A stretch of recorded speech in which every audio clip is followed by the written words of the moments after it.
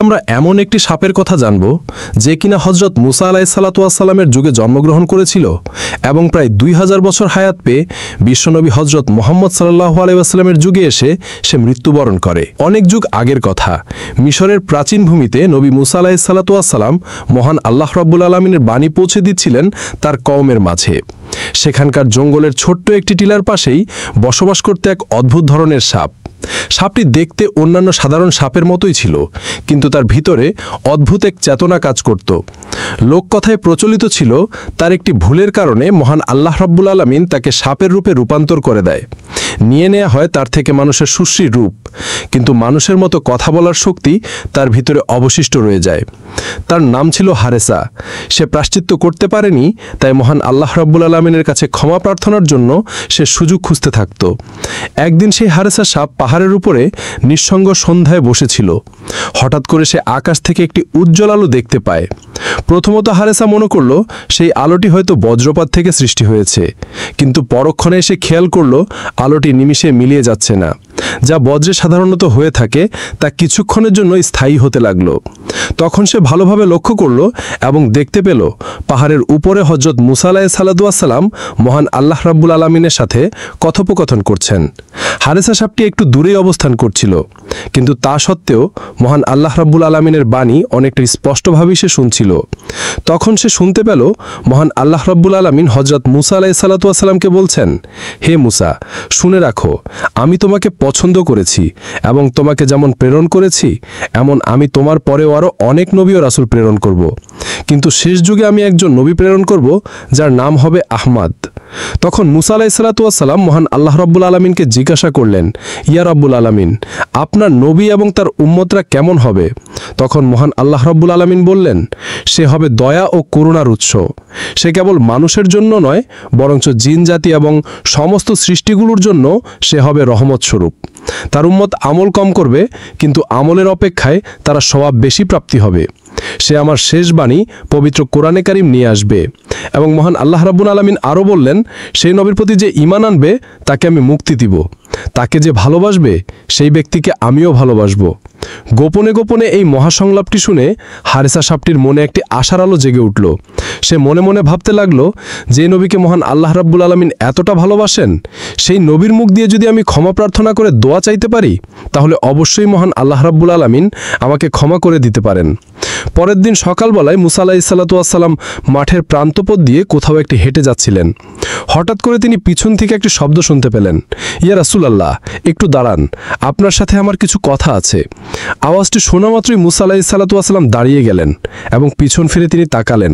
তিনি উপরে উপরে তাকাচ্ছিলেন, যার কারণে তিনি কাউকে দেখতে পেলেন না। আওয়াজের উৎস খুঁজে না পেয়ে নবী মুসা আলাইহিসসালাম পুনরায় হাঁটা শুরু করলেন।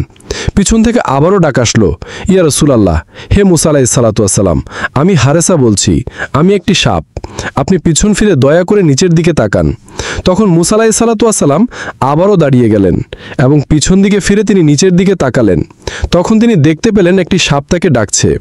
তখন সেই হারেসা সাপটি মৃদু আওয়াজে কম্পিত কণ্ঠে বলতে লাগলো, ইয়া রাসূলুল্লাহ, হে আল্লাহর নবী, আমি আপনার কাছে একটি অনুরোধ নিয়ে এসেছি। আমি শুনেছি শেষ যুগে একজন নবী আসবেন, তার নাম হবে আহমদ এবং সে দুনিয়ার শেষ নবী হবেন। হে মুসা, আল্লাহর নবী, আমি তার সান্নিধ্য অর্জন করতে চাই। আপনি দয়া করে মহান আল্লাহ রাব্বুল আলামিনের কাছে আমার হায়াত দীর্ঘ করার জন্য একটু দোয়া করুন, আমি যেন সেই যুগে পর্যন্ত বেঁচে থাকি এবং তার সান্নিধ্য অর্জন করতে পারি। তখন মুসা আলাইহিসসালাম সাপটির কাকুতি শুনে মহান আল্লাহ রাব্বুল আলামিনের কাছে প্রার্থনা করলেন এবং দোয়াটি কবুল করিয়ে নিলেন এবং সাপটিকে বললেন, হে হারেসা, তুমি অমুক জঙ্গলে যাও এবং সেই নবীর যুগ পর্যন্ত তুমি সেখানে অবস্থান করবে। তুমি আজকে রাতেই ঘুমিয়ে পড়বে, আল্লাহর রহমতে তুমি তার যুগ পর্যন্ত বেঁচে থাকবে এবং ঘুমন্ত অবস্থাতেই থাকবে। মনে রেখো, যেই যুগে তোমার ঘুম ভাঙবে সেই যুগেই হবে শেষ নবী অর্থাৎ নবী আহমদের যুগ। তখন সেই হারেসা সাপটি মুসা নবীর কথা মতোই সেই জঙ্গলে গিয়ে গুহার ভিতরে একটি গর্তের মাঝে ঘুমিয়ে পড়ে। বছরের পর বছর কেটে যায়, যুগ বদলায়, রাজা বদলায়, কওমের চিন্তাধারা এবং তাদের রীতিনীতি বদলায়। কেটে যায় বছরের পর বছর। মুসা আলাইহিসসালাতু ওয়াসসালামের যুগ চলে যায়, তারপরে অনেক নবী আসেন এবং তারাও চলে যান। অবশেষে পৃথিবী চলে যায় এক নতুন মোড়ে। যুগ আবৃত করে নেয় এক সোনালী চাদরকে। এক মহান রজনীতে জন্ম নেন বিশ্বনবী হযরত মুহাম্মদ সাল্লাল্লাহু আলাইহি ওয়াসাল্লাম। এরপরে বিশ্বনবী ধীরে ধীরে বড় হতে থাকেন। তার শৈশব কৈশোরকাল পেরিয়ে, তার যুবক বয়স পেরিয়ে তিনি নবুয়ত পান। ঠিক সেই সময় জঙ্গলের গভীরে থাকা সেই টিলার মধ্যে হারেসা নামক সেই ঘুমন্ত সাপটির ঘুম ভেঙে যায়। মনে হচ্ছিল কেউ যেন তাকে ডেকে তুলেছে।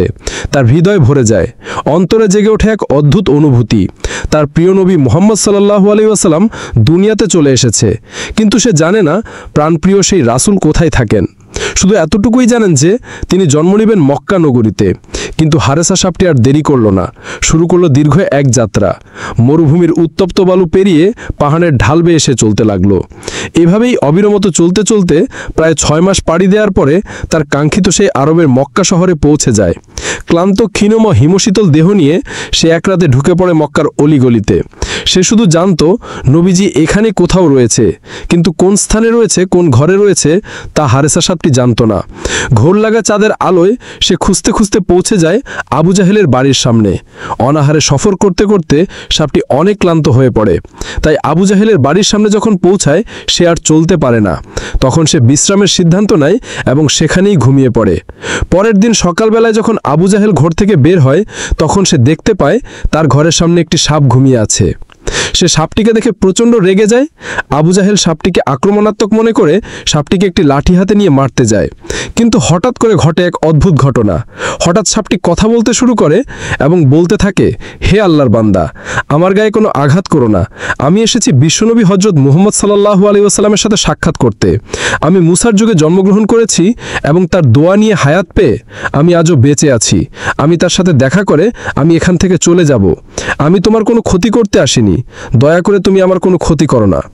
সাপটি কথা বলছে দেখে আবু জাহেল আশ্চর্য হয়ে যায়, কিন্তু মুহাম্মদের নাম শুনে সে রাগান্বিত হয়ে ওঠে এবং তেলে বেগুনে অগ্নিশর্মা হয়ে ওঠে। চিৎকার দিয়ে তার স্ত্রীকে ডেকে বলে, ওহে মুজালিদা, কোথায় তুমি? দেখো, মুহাম্মদ আমাকে মারার জন্য একটি সাপ পাঠিয়েছে। এটি একটি জাদুকরী সাপ যে মানুষের মতো কথাও বলতে পারে। তার স্ত্রী ঘর থেকে বের হয়ে দেখল আসলেই আবু জাহেল ঠিকই বলছে। সাপটি কথা বলতে পারে এবং সে মুখে মুহাম্মদ নবীর নাম নিচ্ছে। মুজালিদা একজন সৎ নারী ছিলেন। সে ইসলামের প্রতি পৃষ্ঠপোষণ না করলেও ইসলামের প্রতি যথাযথ শ্রদ্ধা রাখতেন, কিন্তু আবু জাহেলের জন্য সে মুখ দিয়ে কখনো শ্রদ্ধা প্রকাশ করতে পারতেন না।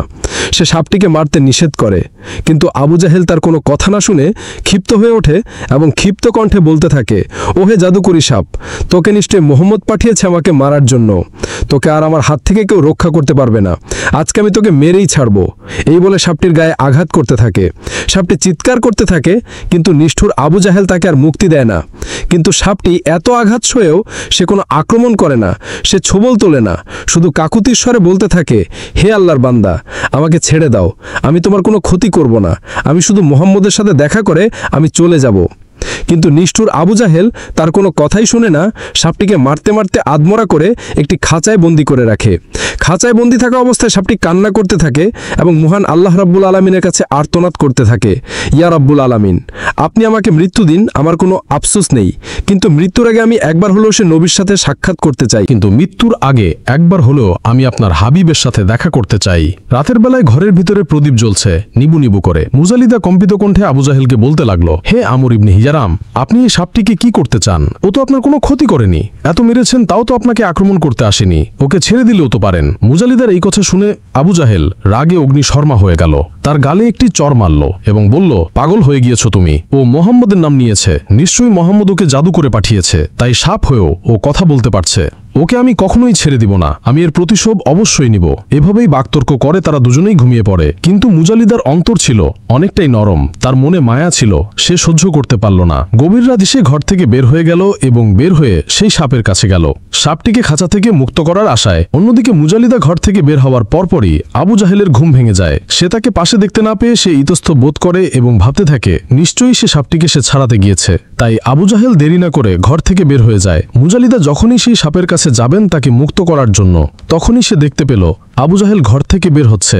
মুজালিদা আবু জাহেলকে দেখে ভয় পেয়ে যায়। সে থ মেরে দাঁড়িয়ে থাকে। আবু জাহেল এসে তাকে জিজ্ঞাসা করে, হে মুজালিদা, তুমি এখানে কেন এসেছো? তখন মুজালিদা কম্পিত কণ্ঠে বলতে থাকে, হে আমর ইবনে হিশাম, আমি ঘর থেকে এই সাপটির কিছু স্থানান্তর হবার কিছু আওয়াজ শুনতে পাই। আমি ভেবেছি মোহাম্মদই সাপটিকে নিয়ে যাচ্ছে, তাই এটি দেখার জন্য আমি বাহিরে এসেছি। মোহাম্মদের এত সাহস কিভাবে হয় যে আপনার হাত থেকে এই সাপটিকে নিয়ে যাবে? এভাবেই আটপাঁচ বুঝিয়ে আবু জাহেলকে মুজালিদা ঘরে পাঠিয়ে দিল এবং সেও ঘরে চলে গেল। এই কথা যদি আবু জাহেলকে না বলত তাহলে হয়তো আবু জাহেল তাকে অত্যাচার করত। এভাবেই প্রায় 3 দিন যাবৎ সাপটিকে আটকে রেখে নির্যাতন করতে থাকে সেই নিষ্ঠুর আবু জাহেল। খাবার, পানি, স্বস্তির নিঃশ্বাস কিছুই পাওয়া যায় না সেই হারেসা সাপটির জন্য। লোকেরা দেখতে আসে কে সেই সাপ যে কথা বলে, কিন্তু তাও নিষ্ঠুর আবু জাহেলের জন্য তাদেরও অন্তর কেঁপে ওঠে। তারা বলতে থাকে, এই সাপটিকে আদৌ এত অত্যাচার করা কি ঠিক হচ্ছে? কিন্তু সাপটি শুধু কান্না করত এবং আল্লাহ আল্লাহ বলে চিৎকার করত। অবশেষে 3 দিন অতিবাহিত হওয়ার পরে হারেসা সাপটির দেহ নিস্তেজ হয়ে পড়ে, সে মারা যায়। কিন্তু এখানেই শেষ নয়। আবু জাহেল এতেও সন্তুষ্ট হল না। সে বলে উঠল, একে শুধু মৃত্যু দিলেই হবে না, একে আগুনে জ্বালাতে হবে এবং ছাই বানিয়ে পুরো এলাকায় দেখাতে হবে যে মুহাম্মদ আমাকে একটি সাপ পাঠিয়েছিল মারার জন্য, কিন্তু আমি সেই জাদুকরী সাপটি মেরে ফেলেছি এবং আগুনে পুড়িয়ে তাকে ছাই বানিয়ে ফেলেছি। কথা মতোই আবু জাহেল সেই সাপটিকে আগুনে জ্বালিয়ে দেয় এবং তার নিথর দেহ পুড়ে ছাই বানিয়ে ফেলে। সাপটিকে পুড়তে দেখে আবু জাহেল হাসতে থাকে এবং বলতে থাকে, সবাই দেখুক মোহাম্মদের গুপ্তচর কিভাবে আগুনে জ্বলছে, কিভাবে পুড়ে ছাই হয়ে যাচ্ছে। কিন্তু এর কোনো প্রতিবাদ মোহাম্মদ বই কি, বরঞ্চ তার গুপ্তচরও করতে পারছে না। অবশেষে সেই সাপটি যখন পুড়ে ছাই হয়ে যায় তখন আবু জাহেল সেই ছাইগুলো একটি ঢাকনা বিশিষ্ট পাতিলের মাঝে রাখে, যা ছিল পিতলের তৈরি। এবার শুরু হয় মিথ্যার দম্ভ বিশিষ্ট সেই খেলাটা। আবু জাহেল সেই ছাই ভরা পাতিলটি নিয়ে পুরো মক্কার অলিগলিতে ঘুরতে থাকে এবং লোকজনদেরকে জড়ো করে বলতে থাকে, হে লোক সকল, দেখো মোহাম্মদ আমাকে মারার জন্য একটি জাদুকরী সাপ পাঠিয়েছে। সে কথা বলতে পারত এবং আমাকে ক্ষতি করতে চেয়েছিল, কিন্তু আমি তাকে তার সুযোগ দেইনি। তাকে আমি মেরে ফেলেছি এবং আগুনে জ্বালিয়ে ছাই করে ফেলেছি। এই পাত্রের ভিতরে সেই ছাই আছে। তোমরা দয়া করে মোহাম্মদের কোনো কথা শুনবে না। আবু জাহেলের কথা শুনে সেই লোকটি বলতে লাগলো, হে আমর ইবনে হিশাম, তোমার এই ক্ষেত্রে লজ্জা হওয়া উচিত। সাপটি কথা বলতে পারত কিনা আমি জানি না, কিন্তু তুমি একটি অবলা প্রাণীর উপরে অত্যাচার করেছ। নৃশংসভাবে তাকে আগুনে পুড়িয়ে তুমি ছাই করে ফেলেছ, আবার এত বড় বড় কথা বলছো। অবশ্যই তোমার এই ক্ষেত্রে লজ্জা হওয়া উচিত। তুমি মোহাম্মদের কাছে যাও এবং তাকে গিয়ে জিজ্ঞেস করো সে আসলেই এই সাপটিকে তোমার কাছে পাঠিয়েছিল কিনা। আবু জাহেল তার কথায় উত্তর দিল, আচ্ছা ঠিক আছে, কালকে সকালেই আমি মোহাম্মদের সাথে দেখা করব। এরপরে আবু জাহেল নবী করিম সাল্লাল্লাহু আলাইহি ওয়াসাল্লামের কাছে যায়। তার আশেপাশে লোকেদের ভিড়, সবাই দেখতে চাচ্ছে এই সাপটির ব্যাপারে মোহাম্মদ কি করতে চায়। মোহাম্মদ কি বাস্তবেই আবু জাহেলের কাছে এই সাপটি পাঠিয়েছিল? আবু জাহেল যেমনটি বলেছিল নাকি এর থেকে কোনো ভিন্ন কিছু ছিল? আবু জাহেল সবার সামনে দাঁড়িয়ে আছে। আবু জাহেলের সামনে দাঁড়িয়ে আছেন নবী করিম সাল্লাল্লাহু আলাইহি ওয়াসাল্লাম, তার পিছনে দাঁড়িয়ে আছেন কিছু সংখ্যক সাহাবী। আবু জাহেল তখন জিজ্ঞাসা করল, হে মোহাম্মদ, বলো তো আমার হাতে কি রয়েছে? তখন নবী করিম সাল্লাল্লাহু আলাইহি ওয়াসাল্লাম বলছেন, হে আমর ইবনে হিশাম, আপনার হাতে তো একটি পিতলের পাত্র রয়েছে যা লাল কাপড় দিয়ে ঢাকা রয়েছে, কিন্তু এর ভিতরে কি আছে সেটা আমি জানি না। তখন আবু জাহেল হেসে দিল এবং বলতে লাগলো, হে লোক সকল, সবাই দেখো, মোহাম্মদ অনেক সময় ভবিষ্যৎবাণী করে, ভবিষ্যতে এটা হবে, ভবিষ্যতে ওটা হবে, কিন্তু তার চোখের সামনে থাকা পাত্রটির মাঝে কি রয়েছে সে এটাই বলতে পারে না। তাহলে সে কিসের নবী? আমি তাকে বিশ্বাস পারো, তাহলে আমি ঈমান নিয়ে আসব। আবু জাহেলের এই কথার পরে নবী করিম সাল্লাল্লাহু আলাইহি ওয়াসাল্লাম কিছুক্ষণ মাথা নিচু করে রাখলেন। এরপরে তিনি মাথা উঁচু করলেন এবং আকাশের দিকে তাকালেন। তারপরে তিনি প্রার্থনা করতে লাগলেন এবং বলতে লাগলেন, ইয়া রব্বুল আলামিন, আপনি যদি চান মৃত্যুকে জীবিত করতে পারেন, আপনি যদি চান জীবিতকে মৃত্যুদান করতে পারেন। আপনার হুকুম ছাড়া কিছুই সম্ভব না। গাছের একটি পাতাও আপনার অনুমতি ছাড়া নড়ে না। এই পিতলের পাত্রের ভিতরে কি আছে আমি সেটা জানি না। দয়া করে আপনি এর ভিতরে বস্তুটির প্রাণ ফিরিয়ে দিন, যেন এই নিজেই সাক্ষ্য দিতে পারে আল্লাহ এক, তার কোনো শরিক নেই। নবীজির এই প্রার্থনা করার সাথে সাথে ভেতর থেকে সাপটি কথা বলে উঠল এবং বলল, লাব্বাইক ইয়া রাসূলুল্লাহ, আল্লাহ ছাড়া কোনো মাবুদ নেই। আল্লাহু আকবার। এই কথা বলার সাথে সাথেই আবু জাহেল ভয় পেয়ে যায় এবং সেই পাত্রটি হাত থেকে ফেলে দেয়। সঙ্গে সঙ্গে তার মুখ খুলে যায় এবং সাপটি বের হয়ে আসে। তখন সাপটি নবীজিকে দেখে কান্না করে ফেলে, তার চোখের কোণে অশ্রু চিকচিক করতে থাকে এবং বলতে থাকে, ইয়া রাসূলুল্লাহ, আমি সাক্ষ্য দিচ্ছি আপনি আল্লাহ তাআলার বান্দা এবং তার রাসূল, আল্লাহ তার কোনো শরিক নেই। অন্যদিকে আবু জাহেল চিৎকার করে ওঠে এবং বলতে থাকে, হে মুহাম্মদ, এটা নিশ্চয়ই তোমার জাদু। পাত্রের ভিতরে এই সাপটি ছাই অবস্থায় ছিল, আমি নিজের হাতে একে আগুনে পরিয়েছি। নিশ্চয়ই তুমি জাদু করে একে ফিরিয়ে এনেছো। অবশ্যই তুমি একটি প্রকাশ্য জাদুকর। আবু জাহেলের কথার প্রতি উত্তর সাপটি নিজেই দিল এবং বলল, হে আমর ইবনে হিশাম, শুনে রাখো, আল্লাহ রাব্বুল আলামিন নিজেই আমার প্রাণ ফিরিয়ে দিয়েছেন। এই ক্ষেত্রে মুহাম্মদ সাল্লাল্লাহু আলাইহি ওয়াসাল্লামের কোনো হাত নেই। তিনি শুধু দোয়া করেছেন, অবশ্যই তিনি জাদুকরী নন। আশেপাশের লোকেরা চিৎকার দিয়ে উঠল এবং বলল, আল্লাহু আকবার, এটা নিশ্চয়ই কোনো জাদু নয়, এটা আল্লাহ রাব্বুল আলামিনের প্রকাশ্য কুদরত। তখন নবী করিম সাল্লাল্লাহু আলাইহি ওয়াসাল্লাম সাপটিকে জিজ্ঞাসা করেন, হে সাপ, তোমার নাম কি? তুমি কোথা থেকে এসেছো?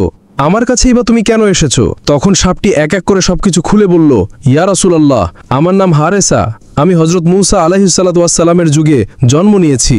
ইয়া রাসূলুল্লাহ, আমার একান্ত আকাঙ্ক্ষা আমি আপনার সান্নিধ্য লাভ করব এবং আপনাকে দিয়ে আমার জন্য মাগফিরাতের দোয়া করাবো। তাই আমি মূসা আলাইহিস সালাতু ওয়াস সালামের কাছে হায়াত দীর্ঘ করার জন্য দোয়া প্রার্থনা করি এবং সে আল্লাহর কাছে দোয়া করলে আল্লাহ আমার হায়াত দীর্ঘ করে দেন।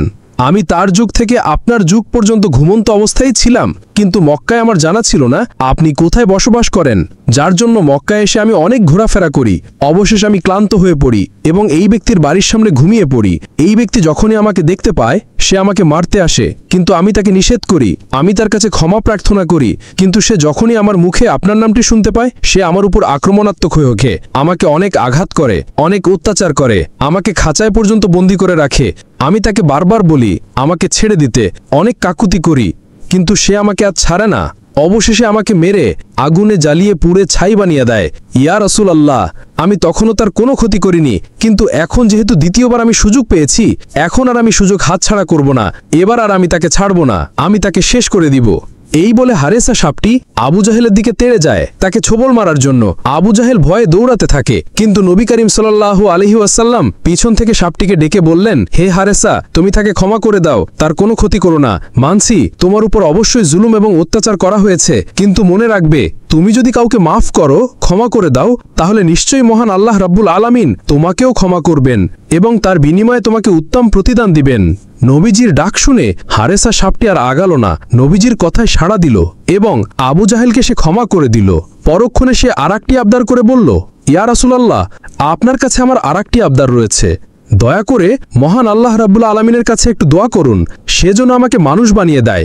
আমিও মানুষের মধ্যে ইবাদত করতে চাই এবং আশরাফুল মাখলুকাত হয়ে আমিও সাক্ষ্য দিতে চাই এবং আখিরাতে আপনার সাথে জান্নাতে থাকতে চাই। এটা বলার পরে নবী করিম সাল্লাল্লাহু আলাইহি ওয়াসাল্লাম আল্লাহর কাছে সেই হারেসা সাপটির জন্য দোয়া করলেন এবং সাথে সাথে সেই হারেসা সাপটি মানুষ হয়ে গেলেন। মানুষ হওয়ার পরে সে যতদিন বেঁচে ছিলেন ততদিনই নবী করিম সাল্লাল্লাহু আলাইহি ওয়াসাল্লামের খেদমতে ছিলেন। প্রিয় দর্শক, এই ছিল সেই হারেসা সাপের ঘটনা যে মূসা আলাইহিস সালাতু ওয়াস সালামের যুগে জন্মগ্রহণ করেছিল এবং প্রায় 2000 বছর পর্যন্ত জীবিত থেকে নবী করিম সাল্লাল্লাহু আলাইহি ওয়াসাল্লামের যুগে মৃত্যুবরণ করেন। প্রিয় দর্শক, এই ঘটনাটি পবিত্র কোরআনে কারিমে বা কোনো সহিহ হাদিসের বর্ণনা সূত্রে পাওয়া যায় না, কিন্তু লোককথায় এবং কিছু গ্রহণযোগ্য ব্যক্তিবর্গের মুখে এই ঘটনাটি পাওয়া যায়। এই ঘটনাটি এক এক কিতাবে এক এক রকম করে উল্লেখ করা হয়েছে, আর এই ভিডিওতে ঘটনাটি নেওয়া হয়েছে খাসায়ে আম্বিয়া নামক কিতাব থেকে। আল্লাহ